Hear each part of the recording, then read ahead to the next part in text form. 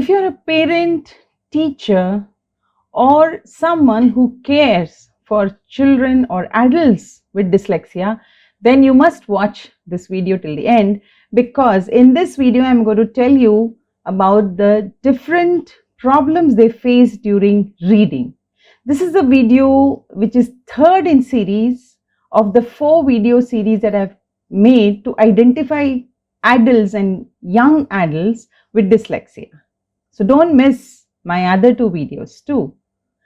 The 6th point that I want to mention in this sequence is persistent reading problems. Whether it is, small books or letters or emails or textbooks, they have a problem with anything that's given to them because the basic problem is with reading. It could be any age. If you watch that somebody as an adult is struggling, don't laugh at that person, but try to understand why and how, and which are those specific words that he's not able to read. Number 7, they make substitution to words. Like for example, if they have to read the word metropolitan, so metropolitan becomes mitten. Whenever a dyslexic adult sees a big word, the person is so confused, so disturbed, because he cannot join all the letters in the word to frame a word which makes sense. So he'll try to rush through whatever he can see and just say something which doesn't make sense. For example, as I said, metropolitan becomes mitten, substitution becomes substi or tuition or subsune, something like that. So watch what are the words, or how frequently are the big words mispronounced. The 8th one in the series is extreme fatigue from reading. Whenever there's a project given in an office where everybody is given some documents, they have to do some research and come back with some points, you will find this young boy or girl who's had dyslexia struggling to read, and after that they are so exhausted. Maybe after half an hour or 1 hour or even 2 hours, that person would not have read even a paragraph, or maybe over reading the same paragraph to understand what it meant, and at the end of it find huge fatigue, exhaustion, and ask for a break, make a change to go to some other event or activity. The next is 9th one is slow in reading. For most materials, books, manuals, subtitles, or in foreign films or any teleprompter, they're watching a news or they're watching some film, and you have to read the subtitles, and there the huge trouble comes. By the time you start reading, the next scene and the next subtitle has arrived. So great trouble. Do not enjoy the movies with subtitles. 10th one, penalized by multiple choice tests, leading to very bad results, because these multiple choice tests are so confusing to them.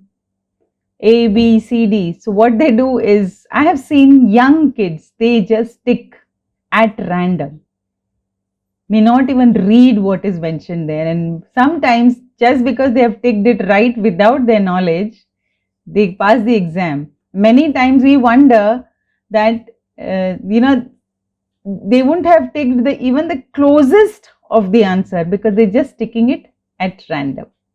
The 11th one, usually long hours spent reading school or work related material, if they are studying in college or college related material.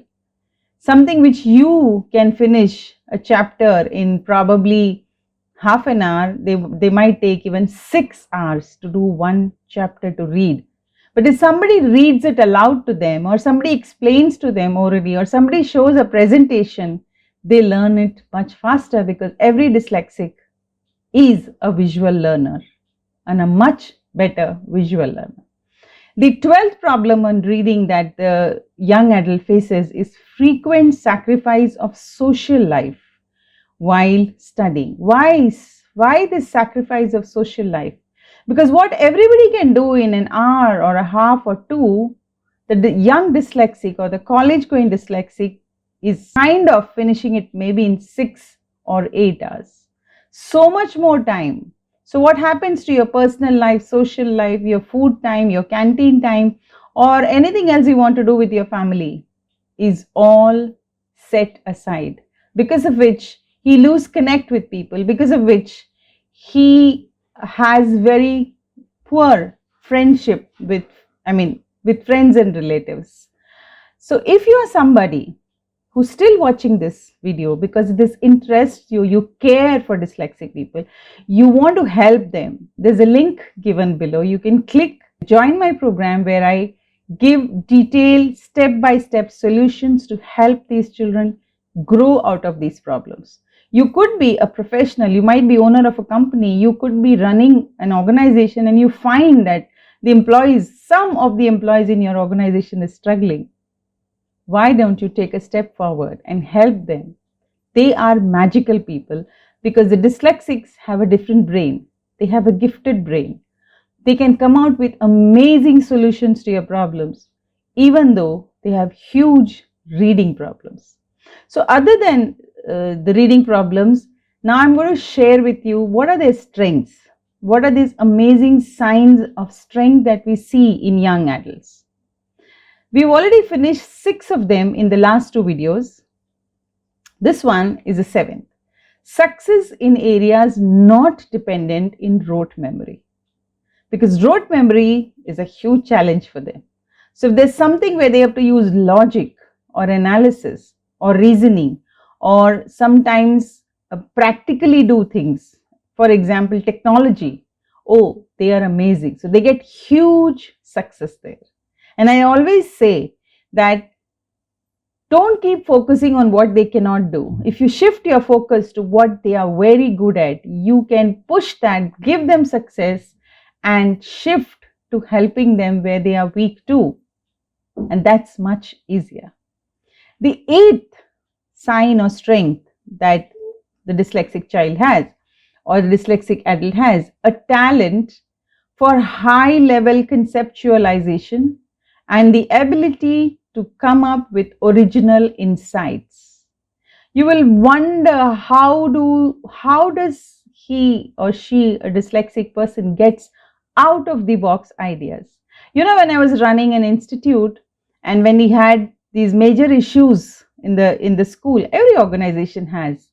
So instead of calling for a meeting of teachers and asking them how to deal with it, many a times I would get hold of the adult dyslexic kids above 14, 15, sit around me, and I would share this problem with them and ask for an answer. And what my experience is, they have always given me some out of the box answers, which has made functioning of our institution much smoother. Because they look at things very differently. They are wired very differently. And that's why I love about the way they handle things in a challenging situation. The next is the 9th one.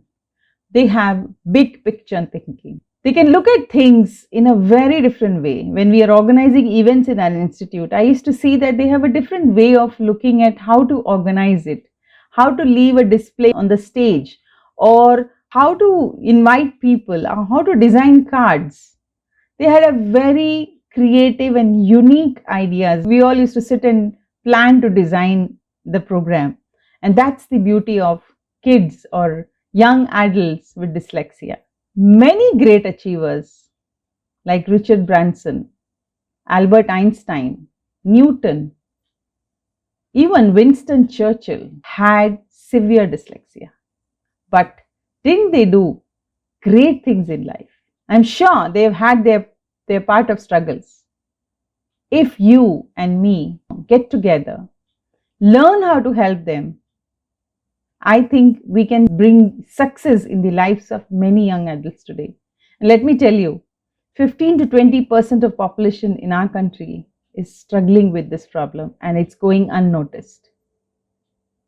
I would highly appreciate if you watch my other videos, learn from it, join my program if you wish to, and help these young adults.